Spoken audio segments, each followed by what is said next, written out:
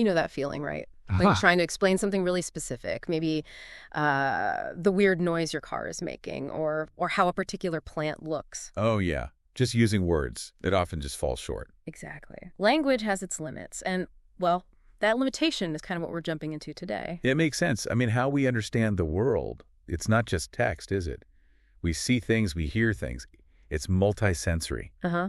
So if we want AI to really get it, to understand what we're asking, well, we need to give it more than just words. Absolutely. And that right there is the core of this deep dive, multimodal prompting.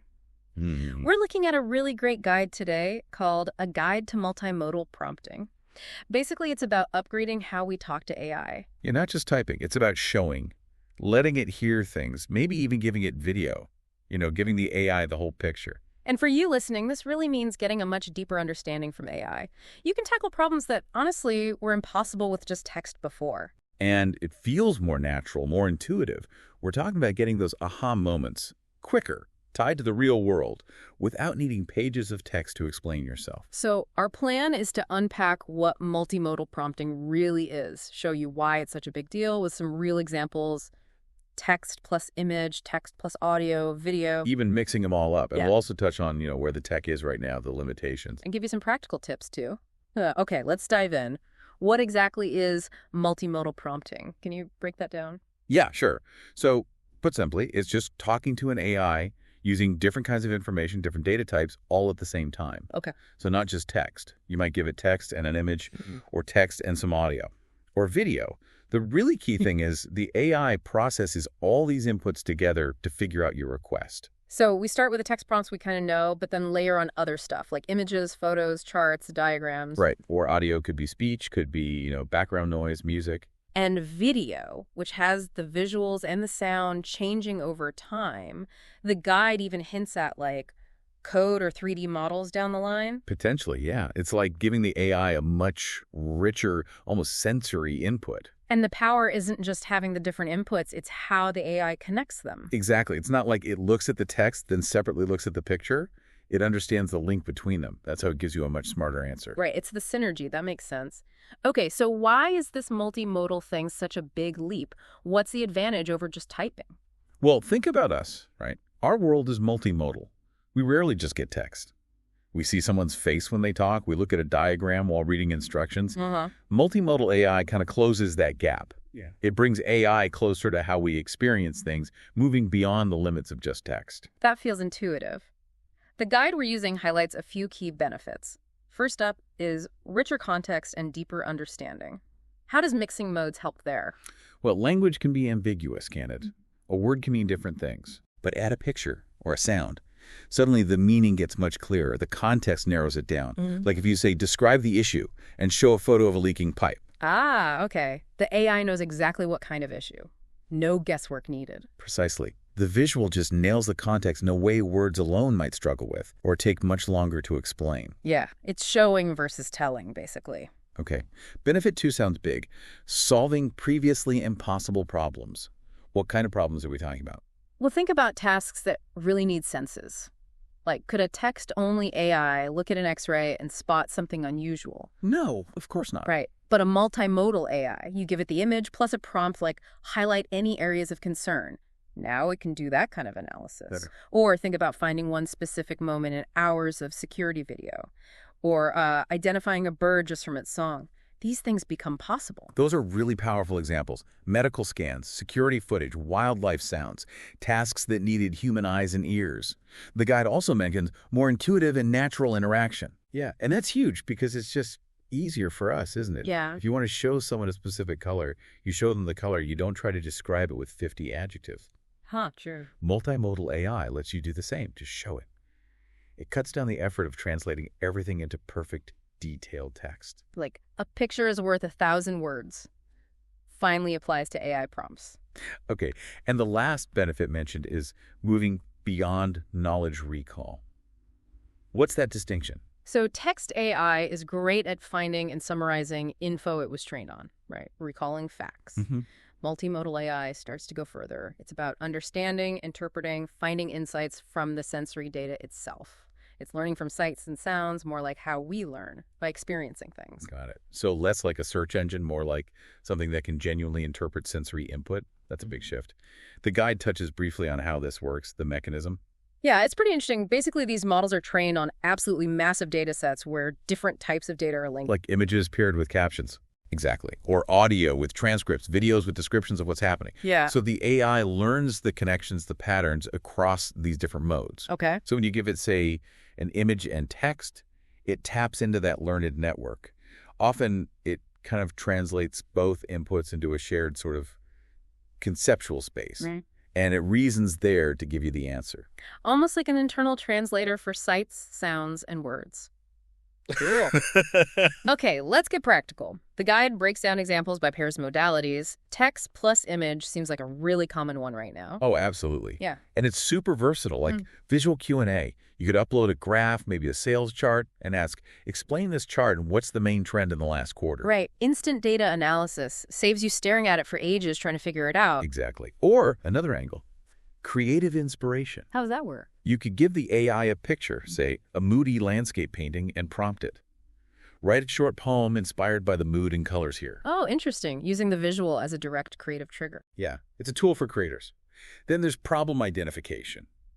This is more practical. Like the leaking pipe example. Sort of, yeah. You take a photo of, I don't know, your malfunctioning washing machine display and ask, what could be causing this error code and how might I fix it? That would be amazing for troubleshooting. No more trying to describe weird symbols over the phone. Exactly. And finally, in this category, real-world identification. Like identifying things. Yeah. Snap a picture of a weird bug in your garden, upload it, ask, what is this insect, and is it harmful? Instant nature guide. Okay, that's text and image. Moving on to text plus audio. The guide says AI is getting better at not just transcribing, but understanding the sound itself, like meeting summarization. Right. Imagine you record a long project meeting. You upload the audio file and ask, summarize the key decisions and list the action items, including who's responsible for each. Okay, that would save so much time. Forget scribbling notes. Total game changer for productivity. Mm. Then there's emotional analysis from audio. How sensitive is that? Well, it's developing. But you could give it, say, a customer service call recording and ask, analyze the customer sentiment. Were there points of high frustration? Ah, I see. Getting a feel for the customer experience beyond just the words they used. Useful for businesses. Definitely. And the last text plus audio one is environmental awareness. Like listening to the background. Yeah. You could record sounds in a park, maybe, and ask the AI, describe this environment based on the sounds. Anything unusual. Could be used for, like, monitoring wildlife or even security. Giving AI ears to interpret the world's soundscape. Okay, now text plus video. This adds movement in time. First up, instructional summarization. Yeah, think about those DIY videos on YouTube. You can give the AI the video link and say, list all the tools needed and provide step-by-step text instructions based on what's shown. Okay, that's brilliant. No more pausing and rewinding constantly. Just get the text steps. Makes learning from videos way easier. Then there's event logging or Or analysis. sports or something. Could be sports, yeah. Like, upload a basketball highlight clip and ask, describe this play, mention the key players in the final action. Or it could be for security footage documenting an incident. An automated summarizer for things happening on screen. And the last text plus video example, content creation from footage. Right. Maybe you've got some holiday video clips. You could ask the AI, generate a catchy social media caption for this travel footage. Ah, using the video's vibe and visuals to help write marketing copy or posts. Exactly. It understands the context. Finally, the guide talks about mixed modalities using several inputs together. The example is text plus audio plus image for scenario understanding. How would that work? Okay, imagine you give the AI text saying busy classroom, an audio clip of kids playing loudly, and a photo of the classroom. Then you ask, describe the atmosphere. Suggest ways to manage the noise level. Wow. Okay, so you're giving it a really rich, multi-sensory snapshot of a situation. Precisely. And that allows for a much more nuanced understanding. Think applications in education, maybe urban planning, analyzing complex scenes. Giving the AI eyes, ears, and context all at once leads to better insights.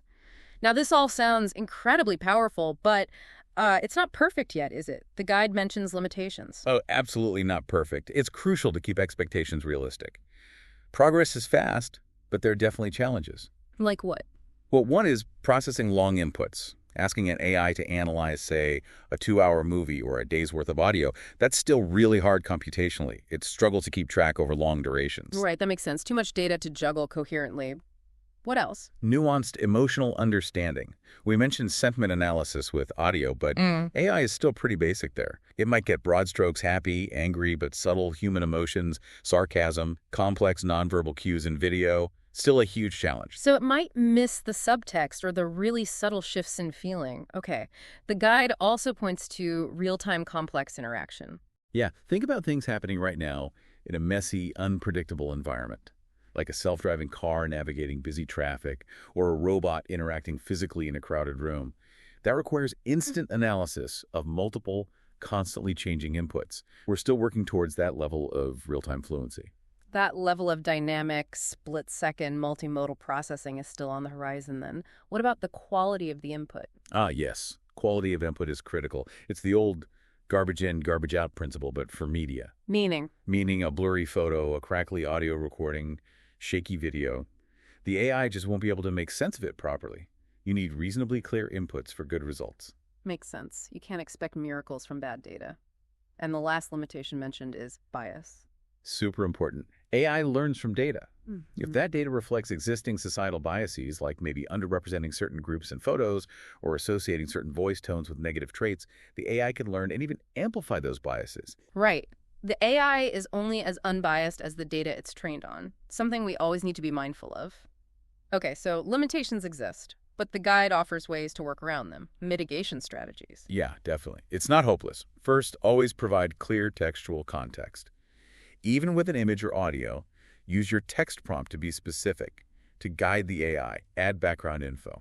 So don't just rely on the picture or sound alone, still need good text guidance. Exactly. Second, as we just discussed, use high-quality media whenever possible. Clear images, good audio, it really helps the AI. Okay, quality matters. Makes sense. Third, if you have a really complex task, like analyzing a very long video or a super detailed diagram, break down complex queries. How so? Maybe ask about specific time segments in the video or crop the image to focus on one area. Smaller, focused requests are often easier for the AI to handle accurately. Divide and conquer, essentially. Good tip. And the last one. Iterate and refine. Don't expect the perfect answer first time every time. If the AI's output isn't quite right, tweak your text prompt. Maybe adjust the image slightly, crop it, enhance it. Try enhancing the audio. Experiment. Right. It's a process. Be prepared to try a few variations. Okay, let's pull this all together. Quick summary and final tips. What are the big takeaways? Okay, so multimodal prompting lets us talk to AI using text plus images, audio, video, all processed together.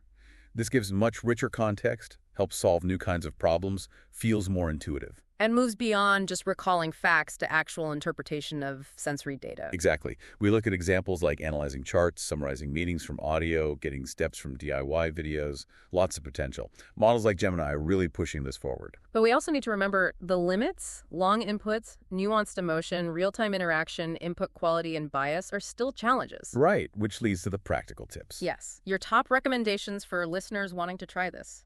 Okay, 4 main things. 1, be specific with text. Guide the AI clearly. 2, quality in, quality out. Use the best media you can. Got it. 3, experiment fearlessly. Play around, combine things, see what works for your needs. And 4, understand model capabilities. Know what the specific AI you're using, like Gemini, as the guide notes, is good at. Be specific, use quality inputs, experiment, and know your tool. That's really solid advice. Yeah, I think this shift towards multimodal is genuinely exciting. It brings AI interaction so much closer to how we naturally perceive and communicate. It just opens up so many doors for deeper insights. It really does. And for everyone listening, I encourage you to think, where could you use this? Is there a problem you're stuck on that maybe showing the AI or letting it hear the issue could help solve more easily than just typing? Yeah, could analyzing some video footage or audio recordings you have uncover something new? And just think about where this is going. Sure. As these models get even better at handling all these different data types simultaneously, the potential for really seamless, insightful, almost human-like interaction, well, it's going to keep growing. It's an exciting space to watch.